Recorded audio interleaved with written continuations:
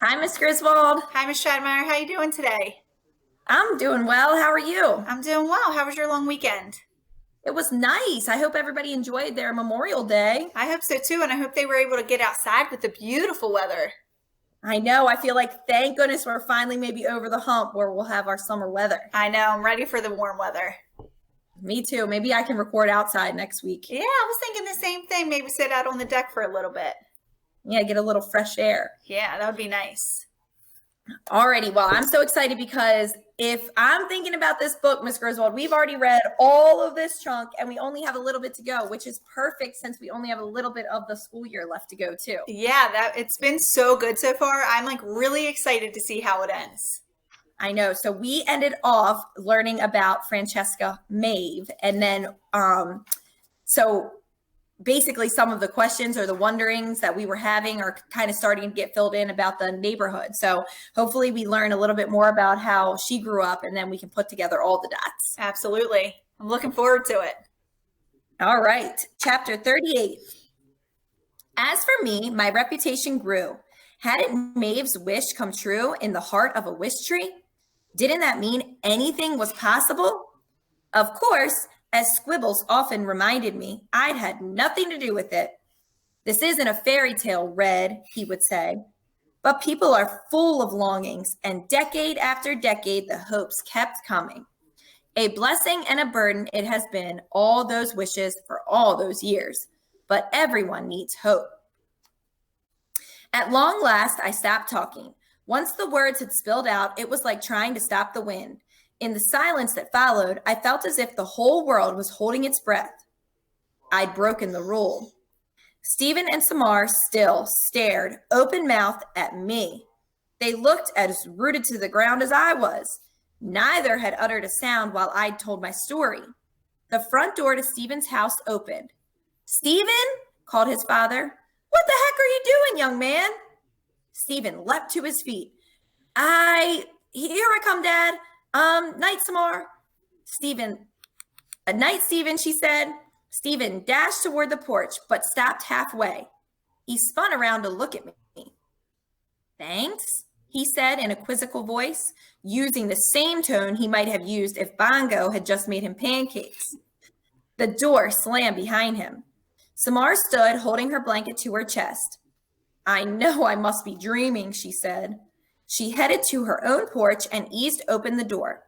"I just wish," she added with a smile, "that I didn't have to wake up." Oh, So sweet. Chapter 40. Almost instantly, I regretted what I'd done. I'd broken the rule, the biggie. I'd deliberately spoken to people, and not just a few words. I'd spoken a river of words. I wasn't like that frog in the mailbox. I hadn't broken the rule accidentally. I'd broken the rule because I wanted something. I wanted to matter. I wanted to do something meaningful before I died. I'd done it for myself. After the shocked babies and their equally shocked parents were safely ensconced in their dens, I admitted my feelings to Bongo. I waited for her to yell at me. Bongo's good at yelling. Extremely good. You might even say she has a gift. "Why did I do it, Bongo?" I murmured. "Why?" She flew to home plate. She stroked my rough bark with her sleek head. "You did it, my wise old tree, because you had a story to tell." "It was foolish," I said. "I'm not supposed to be foolish." "Not so foolish," Bongo said. "Just hopeful. And everyone needs to hope, Red. Even wise old trees." man, Bongo didn't even yell at him. So I know. at Red. So we know that Red was doing something right. And I love it because a lot of our students had mentioned that they felt Bongo was a wise character too. Mm-hmm. And here we see, instead of getting really mad and overreacting, Bongo kind of comforts Red and kind of returns the favor of the lessons that Red's always telling everyone else. Yep. Morning emerged slowly, heavy with clouds. A light rain had fallen just before dawn, soothing my leaves, if not my mood. Oddly, the ground felt saturated. Spring was always muddy, of course, but this was unusual.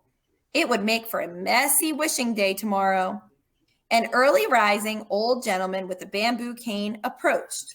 He paused to attach a small piece of blue paper to my lowest branch, using a bit of twine. He didn't say his wish aloud, so I couldn't tell what it was, but he had a satisfied smile as he stepped carefully through the soggy grass. No doubt I'd be seeing more wishes today. Many people came early to grab an easy-to-reach spot. This would probably be my last wishing day. How could it be that my first one, that long ago day with Maeve, still seemed as fresh in my heart as my conversation with Stephen and Samar from the previous night? A car slowed to a crawl near the curb. I saw an arm, a blur, and then splat, something hit my trunk. Splat, splat, 2 more times, and the car roared off with a screech of tires. Bongo was the first to report on the damage. Raw egg, she said. I'm assuming that didn't hurt. Didn't feel a thing, I said. Fresh baked bread, hairy spiders, and Big U ventured out to inspect the situation. Big U slipped under the police tape and licked one of the yolks sliding down my trunk. She murmured. Raw, just the way I like them. Hey, Big, share the wealth, Hairy Spider snapped as she and Fresh joined her. Agnes watched from her perch. I'd much prefer a squirming mouse pup, she said. It's all yours, ladies. What a nice surprise, Big U said between slurps. This is not nice, Bongo said. This is people at their worst.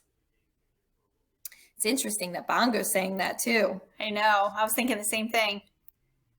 Still, said Hairy Spiders, licking her paws, it'd be a shame to let perfectly good egg goo go to waste. One creature's nastiness is another creature's nibble. Big U saved a satisfied burp, and the animals scampered back to their homes. The door to Stephen's house opened.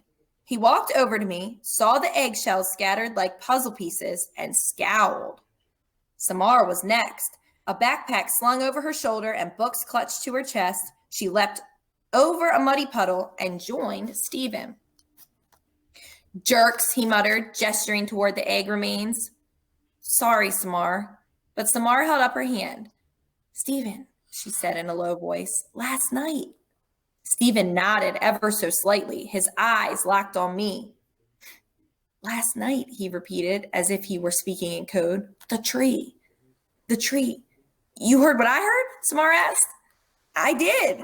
Samar looked right at Stephen. You heard the tree? I heard the tree. Samar gave a little nod. So it was maybe a trick? Somebody playing a joke on us? Or maybe we were both sleepwalking at the same moment, Stephen suggested. He nodded as if trying to convince himself. Yeah, sleepwalking. Have you ever sleepwalked before? No, but there's a first time for everything. They stood there, looking at me expectantly, willing me to speak. At least that's how I felt, or at least how it felt. I stayed silent. I'd said my piece, and I regretted it. Stephen, Samar said softly, whatever happens, we can't tell a soul about this. Deal? Deal. Ever. Ever. Samar sighed. People would say we were crazy. And they'd probably be right, said Stephen. Samar jutted her chin at me. Tree, do you have anything to add? I didn't say a word. Samar and Stephen shared a smile. Figured it was worth a shot, she said. They headed off to school together. Stephen's father came out onto the porch. He was holding a cup of coffee. He caught sight of Stephen and Samar and frowned. A moment later, Samar's mother stepped out of the blue house, her keys jangling, a briefcase over her shoulder. She followed her neighbor's gaze. Both parents watched in silence until Stephen and Samar, walking side by side, disappeared from view. Oh, man. Miss Stratemeyer, do you know what caught my attention? What? At the end of the chapter, when Stephen's father Stephen's father frowned, and then Samar's mother, when she stepped out, she was looking at her neighbor's gaze. So she was looking at Stephen's dad. And I was thinking at that moment, like, I wish she would have been more focused on Stephen and Samar, like, walking together. Exactly. And you know what? It's crazy because sometimes they say that kids can learn lessons sometimes faster than grown-ups. And what I took away at the end of this chapter is that it really seems like the author's doing a great job of showing us that now Stephen and Tamar are building a really good friendship, walking side by side. Now they have this secret promise. And I think that they're kind of seeing the lesson here that like you should treat all the people the same. And it looks like the grown-ups are having a hard time with that lesson still. Yeah, and we normally learn from grown-ups, but I'm wondering if in this case, if the grown-ups are going to be able to learn from their kids. Exactly. All right, 42. I didn't have much time to mull over my mistake. We had a steady stream of visitors as the hours passed. Early wishmakers came throughout the day. A little girl who wanted 20 hamsters. The grocer down the street, hoping for a summer of sweet peaches. The usual. The local reporter returned. She peeked at some of the new wishes hanging from my boughs and took a photo of the broken eggshells on my trunk. Sandy and Max came to remove the police tape surrounding me. Francesca joined them. Today she had Lewis and Clark on her thin leather leashes, each cat wearing an embarrassingly sparkly harness. Francesca discussed the broken eggs with Sandy and Max, while Lewis and Clark wove around her legs. I've got a tree cutter coming out later to give me an estimate, Francesca said. So you're definitely cutting it down? Sandy asked, in what I liked to think was a disappointed voice. Yep, no question. See that muck? All the water in the yard? Francesca pointed at the soggy lawn.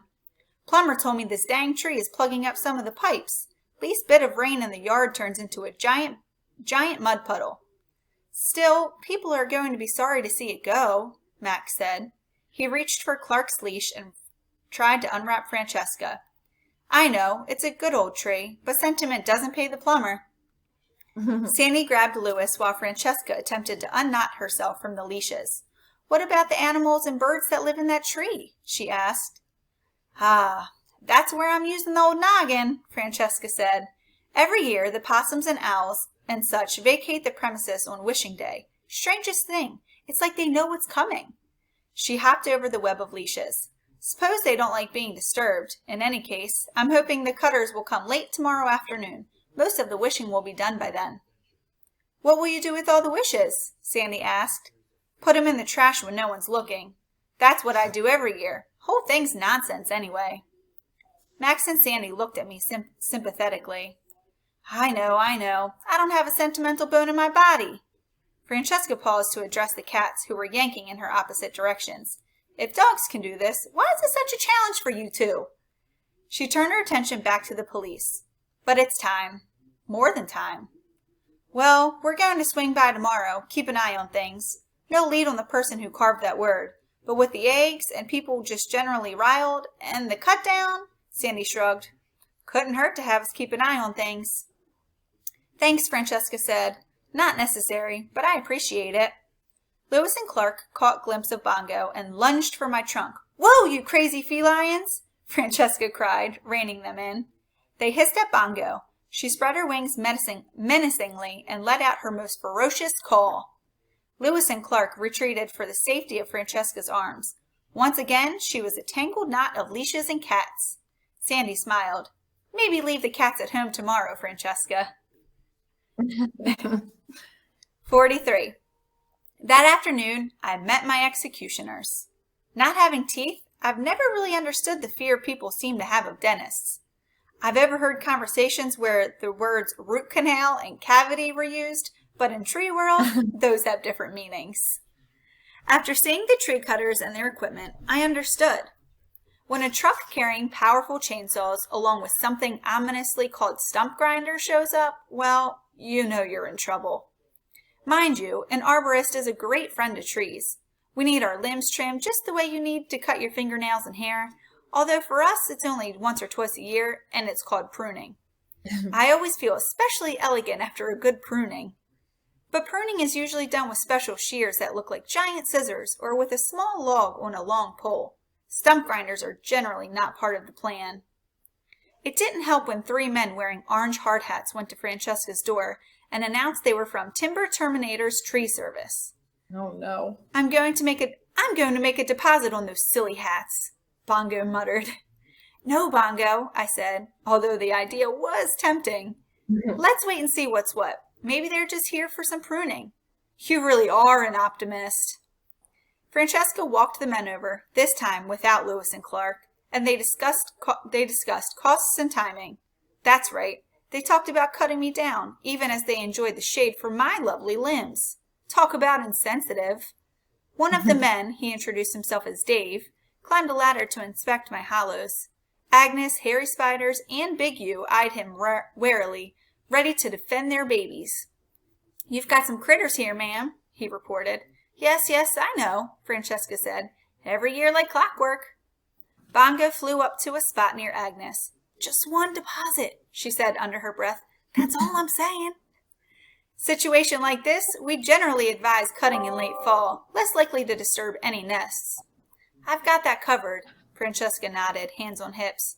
Animals and birds hightail it out of here every May 1st. Wishing Day, you know. Dave scratched his stubbly chin. Wishing Day? People make wishes, put 'em on the tree. Animals and birds don't like all the noise. If you could do this tomorrow afternoon, the timing would be perfect. You work on Saturdays? Sure do, Dave shook his head. Wishing Day, he murmured. Now I've heard everything. Francesca nodded. She patted my trunk. Yeah, craziness. Can't believe I've put up with it as long as I have. No! Oh, my goodness. I wonder if that's actually going to come down. Makes me wonder. And I guess I'm wondering if Red told the story about Francesca to Stephen and Tamar. Like, how could she say, can't believe I put up with it for so long? Like, maybe she doesn't know the story of how she grew up there? Yeah, I don't know. That's a really good question, because wouldn't she have experienced it growing up too? Right. You would think she would just love it so much, love that tradition. And the fact that she really was like born there, that she would want, or her family was, to really keep it in a lot, keep the tradition alive. So I'm just shocked by that. Right. And we do see a lot of like differences in her actions and her words. Like, we know she just patted the stump. So that like shows a little bit of kindness behind her. So it kind of makes me wonder if she really wants to do it, or if she just feels like she needs to do it. I don't know. I guess we'll find out. I guess so. But this book, Miss Stratemeyer, we've been talking so much about how we've learned so many life lessons throughout the book. And we know in that almost every fictional text that the author is writing this story because he wants us as readers to learn something from the characters. So what we want you guys to do this week is we want you to think about this story and think about one lesson, or if you're in the older grades, a theme that you have learned from the characters throughout the book. So we want you to tell us a life lesson that you've learned from reading this book, and make sure that you're using some of those details from the text to support why and how you've learned that lesson. Sounds good to me. I can't wait. Me either, because I know that I've learned a lot of life lessons already from reading this book. Me too. Looking forward to seeing what you guys have to say. Absolutely, especially because that's a standard we've been working on a ton. Every single grade has been working on it, so I know that we'll see some good answers. Perfect. All right, well, I guess we'll see you guys next week. Can't wait. See you then. Bye. Bye.